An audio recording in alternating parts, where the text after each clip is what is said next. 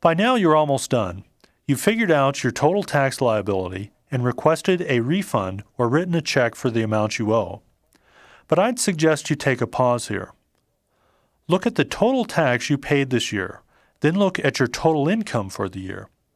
If you're an average American, you gave about 12% of your total income to the federal government in the form of income taxes. And 28 cents of every additional dollar you earn goes to Uncle Sam, not counting Social Security taxes.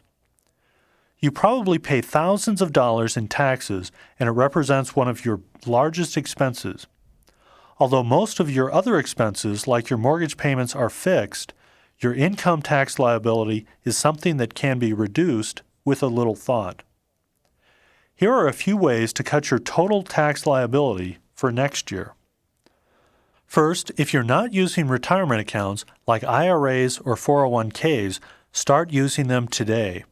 They're great ways to cut your taxes now and to help you save for your retirement. Consider starting a small Schedule C business or buying some rental property. These endeavors can produce deductible business expenses while at the same time helping you create a more secure future. If you had to pay a lot of capital gains taxes, avoid these taxes in the future by not trading securities so much. If you want to trade securities, do the trading inside your tax-deferred retirement accounts. Also, if you own a home and have lots of credit card debt or an automobile loan, reduce the cost of this debt by replacing this non-deductible debt with a deductible home equity loan. This puts your home in more danger, but home equity debt usually has a lower interest rate, and the interest is normally tax-deductible. Finally, keep track of all your potentially deductible expenses, especially unreimbursed job expenses.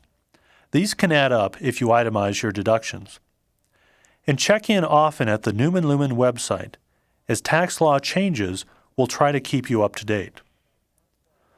Finally, although I talk a lot about reducing your taxes, remember that taxes are a necessary part of our society, and they provide for a lot of good, useful things.